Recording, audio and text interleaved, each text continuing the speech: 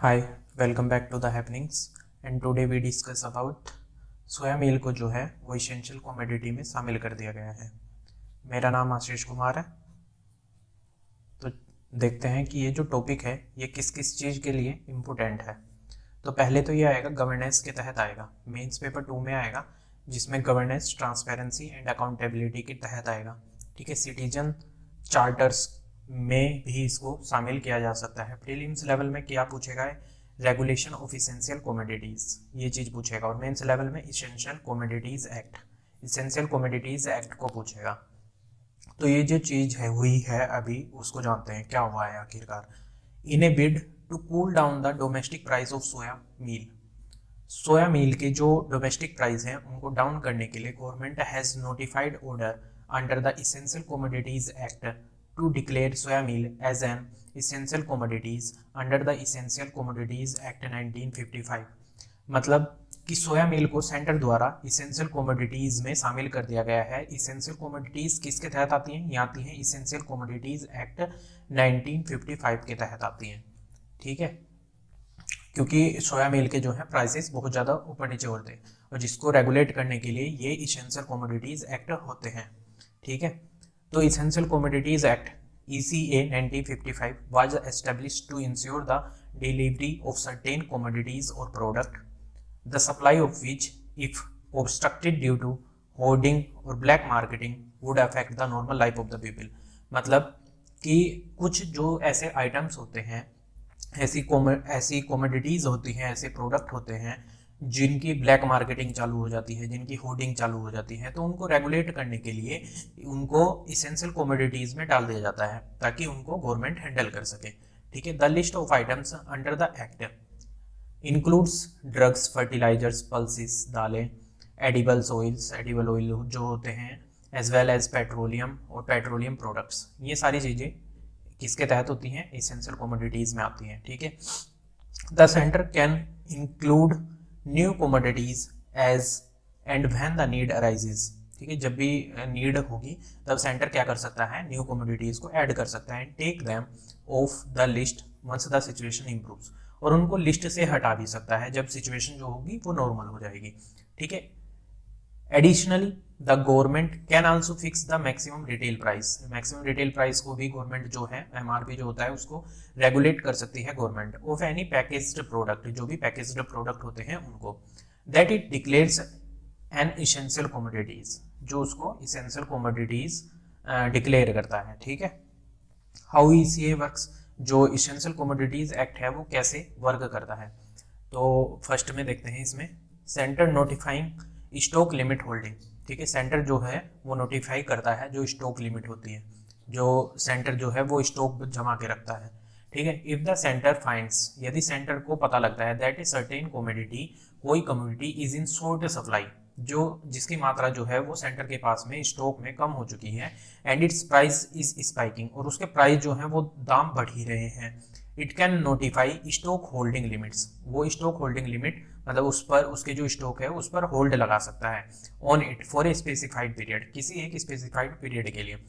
The states acts on this notification to specify limits and take steps to ensure that these are adhere to.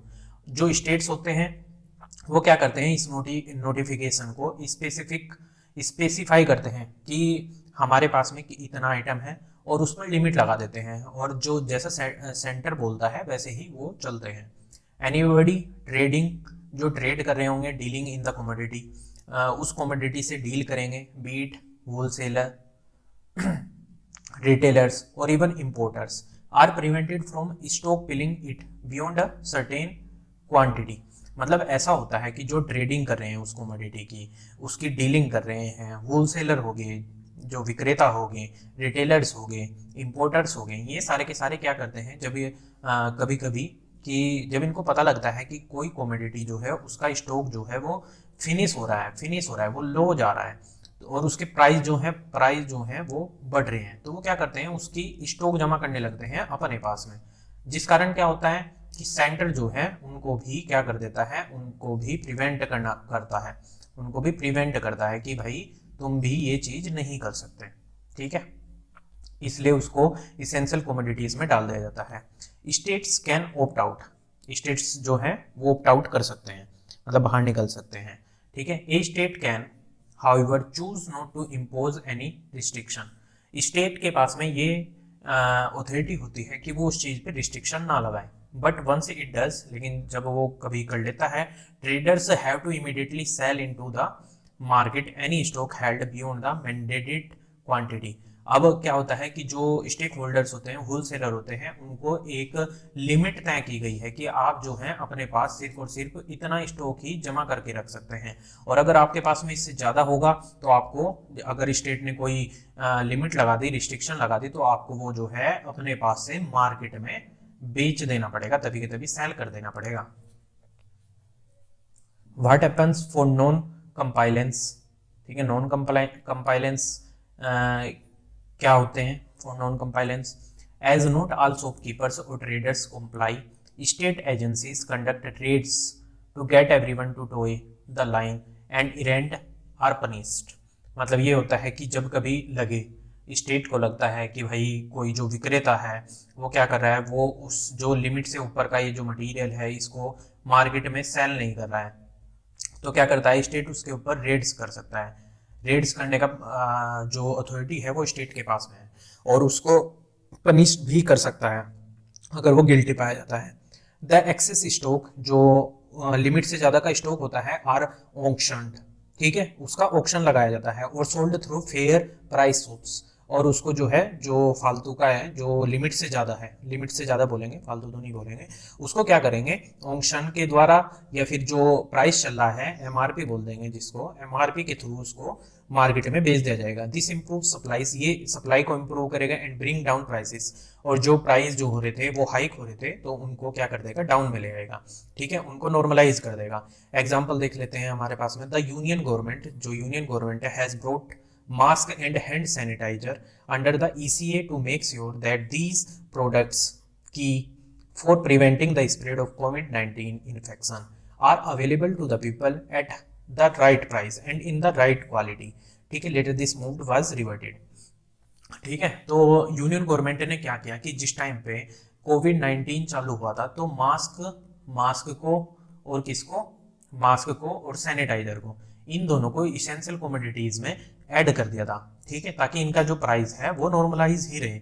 और उसके बाद में अब क्या हुआ कि जब सबके पास में ये चीज़ें अवेलेबल होने लगी तो उन्होंने उस मोह को क्या कर दिया, रिवर्ट कर दिया, मतलब उसको ECA से हटा दिया, ठीक है। What about food items, food item के बारे में देखते हैं। किसके बारे में, फूड आइटम के आइटम्स कौन कौन से कवर्ड किए जा रहे हैं? राइस, चावल, व्हीट, आटा, गरम दाल, अरहर की दाल, मूंग की दाल, उड़द दाल, मसूर की दाल, टी, शुगर, साल्ट, वनस्पति, groundnut oil, mustard oil, milk, सोया oil, palm oil, sunflower oil, गुड़, पोटैटो, ऑनियन और टमाटो, ये सारे के सारे जो हैं इस लिस्ट में आते ही हैं। प्राइस स्टेबलाइजेशन फंड, PSF क्या होता है, ठीक है। The government utilise the buffer of agri horticulture commodities, ठीक है, लाइक पल्सेस, ऑनियन एक्स्ट्रा, ठीक है। Build under price stabilisation fund, PSF, to help moderate the volatility in the price. मतलब गवर्नमेंट क्या करती है, जो एग्री हॉर्टिकल्चर कमोडिटीज होती हैं, जैसे कि पल्स, दालें हो गई, प्याज हो गई, टमाटर हो गए, आलू हो गए, इन सब चीज़ों को क्या करती है, PSF के अंडर में लाती है, ताकि उनकी जो प्राइस हैं वो उनमें ज़्यादा हेरफेर ना हो, उनमें ज़्यादा चढ़ाव ना आए, उनमें ज़्यादा वो ज़्यादा डाउन ना हो जाए, तो उस चीज़ को रेगुलेट करने के लिए, ठीक है। अब रिसेंट अमेंडमेंट्स देखते हैं जो ECA में किए गए हैं। 2020 में EC एक्ट जो है वाज अमेंडेड 2020 में जो इसेंशियल कमोडिटीज एक्ट है उसको अमेंड किया गया, for the stock limit to be imposed only under exceptional circumstances such as famine और अदर कैलामिटीज, ठीक है। मतलब 2020 में कुछ सर्कमस्टेंसेस जो एक्सेप्शनल होते हैं, जैसे कि फेमिनी हो गया और अदर कोई दूसरी कैलामिटीज होगी, तो उन चीज़ों के चक्कर में ये जो है अमेंड किया गया। तो उसको जानते हैं, जो एक्सेप्शनल सर्कमस्टेंसेस है वो क्या है। It allowed the centre to delist certain commodities as essential, मतलब इसके तहत जो था कि कुछ जो कमोडिटीज थी उनको डीलिस्ट कर दिया गया, उनको लिस्ट से हटा दिया गया। Allowing the government to regulate their supply, ठीक है, जबकि गवर्नमेंट जो है उनकी जो सप्लाई है उसको रेगुलेट कर रही है, प्राइस को रेगुलेट कर रही है। Only in cases of war, family और एक्स्ट्रा ऑर्डिनरी प्राइस राइज और नेचुरल कैलामिटीज, मतलब ओनली ऑन जो गवर्नमेंट है अब उन चीज़ों को कब रेगुलेट करेगी, ठीक है, अब उनकी वार में करेगी, उनको कोई फेमिनी में करेगी, एक्स्ट्रा ऑर्डिनरी प्राइस राइज, मतलब कभी ऐसा हो जाए कि बिल्कुल ही जो स्टॉक है वो डाउन में आ जाए। अब क्या होता है कि प्राइस उल्टा चलता है, प्राइस जो होगा वो अपर में चला जाएगा, और अगर जो है स्टॉक जो है वो ऊपर को ही जा रहा है, मतलब स्टॉक ज़्यादा ही होता जा रहा है, तो प्राइस जो है वो नीचे आना शुरू कर देगा। ठीक है, commodities deregulated, the commodities that have been deregulated are food items, वो फूड आइटम है, included cereals, pulses, potatoes, onion, edible oil seed and oils, ये सारी जो है वो डीरेगुलेट कर दी गई हैं। ठीक है, एक्सेप्शन प्रोवाइडेड, एक्सेप्शन क्या क्या है? Government regulation of stocks will be based on rise price, can only be imposed if there is a, अब देखते हैं कि किन किन कंडीशन में जो है जो गवर्नमेंट है वो उसको रेगुलेट करेगी। 100% increase in the retail price in case of horticulture product produce, मतलब क्या है कि ये जो हॉर्टिकल्चर प्रोड्यूस हैं जैसे कि ऑनियन हो गया, पोटैटो हो गया, पल्सिस हो गए, तो इनके में अगर 100% जो है वो प्राइस में इंक्रीज आ गया तो उस टाइम पे क्या होगा, ये जो चीज है इसको गवर्नमेंट रेगुलेट करने लगेगी दोबारा से। ठीक है, a 50% increase in the retail price in case of non perishable agriculture food item. ठीक है, नॉन परशिएबल एग्रीकल्चर जो फूड आइटम होंगे अगर उनके प्राइस में 50% इंक्रीज हो गया तो तब भी गवर्नमेंट रेगुलेट करने लगेगी।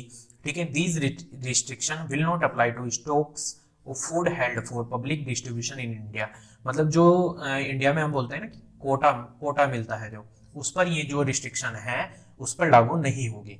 ठीक है, तो ये जो है ये इसेंशियल कमोडिटीज वाला टॉपिक था, तो ये पूरा होता है यहीं पर। आई होप कि you like this, don't forget to subscribe the channel, और लिंक जो है वो डिस्क्रिप्शन में मिलेगा आपको टेलीग्राम का, और पीडीएफ जो होगी वो आपको टेलीग्राम पे मिलेगी, और आप फेसबुक पर भी द हैपनिंग्स को फॉलो कर सकते हैं। Okay, thank you very much.